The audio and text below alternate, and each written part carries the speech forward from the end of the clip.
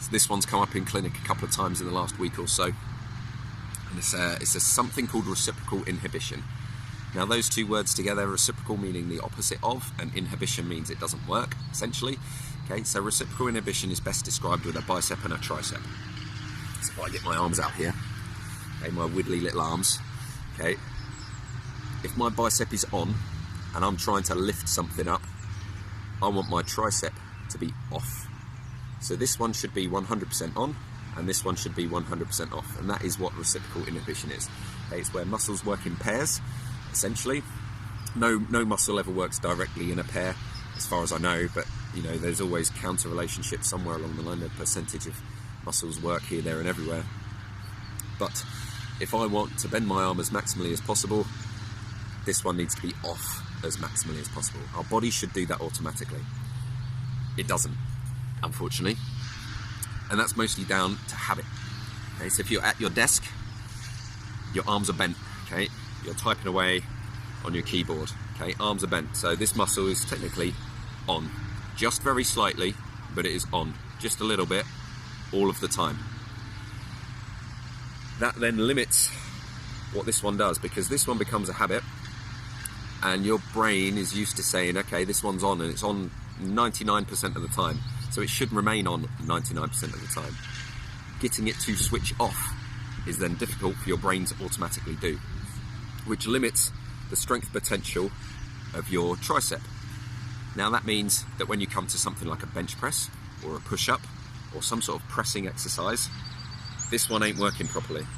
It also means that when you come to a bicep exercise, if this one's not working properly, this one's definitely not working properly either. Come back to running, okay, something I'll talk about more often than not, okay. Same happens with your glutes and your hip flexors, okay. They're kind of opposites, okay, they're pretty much directly opposite to each other. If one doesn't work, the other one doesn't work. So if the hip flexors are slightly switched on, okay, and you'll find in most people that they are chronically tight because we sit down all day, so we chronically keep them short, but they're weak because we're not using them as effectively as we should. And the glutes are long and squidgy, again, because we're not using them as properly as well as we should, and we're sat on them, okay, and they're held in a stretched position because of the way our angle. So, okay, glute, hip flexors, okay, these don't work properly. So when it comes to running, okay, or any sport for that matter, if you are a chronic sitter, then your glutes are chronically not going to work, okay, which means your hip flexors are chronically not going to work, which in turn means your diaphragm is chronically not going to work as well as it should. So it's going to affect your breathing pattern, it's going to affect your gait pattern, it's going to affect your speed and performance. You need all of it to work to create great performance. And if you're skipping steps and you're only focusing on one bit, so let's say you've got a hip pain or a knee pain, you're only focusing a microscopic part of your body. That perspective is very short-term thinking, okay? We need the whole thing to work. That's what I do, okay? The system I use, okay, Applied Movement Neurology, the system that I've been trained to use over the last few years, okay, addresses the whole body almost simultaneously. Okay, so if you've got a hip issue, okay, it might show up as a shoulder problem. If a jaw issue, might show up as a knee problem. Okay, it could be anything, anywhere. Okay, that's the lovely furry grey world I live in. But we get better results than most, and generally a lot faster. And inevitably, that ends up being cheaper because you get fewer appointments because you're fixed faster. Now,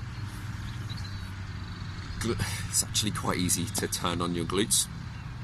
I find in clinic, okay, it tends to happen in just a few minutes. Traditionally, with traditional methods, okay, which is hip thrusters, clams, banded exercise, loads of hip thrusters, glute bridges, etc., etc., etc., stretching for the hip flexors to try and switch them off and tone them down. You're then going to need to strengthen them up again because they're weak as well as short. Okay? So if you've got all this stuff to try and do, that's going to take months. You come and see me and we can do it in a few weeks, if not less, okay, if we're lucky. So, I mean, the choice is yours. You can have months of rehab if you want, spending hours in the gym, focusing on the minute, or you can spend weeks with me, focusing on the whole and get a faster, cheaper, more effective result that's going to improve performance, it's going to improve pain, it's going to reduce your injury risk because your whole body is functioning a hell of a lot better.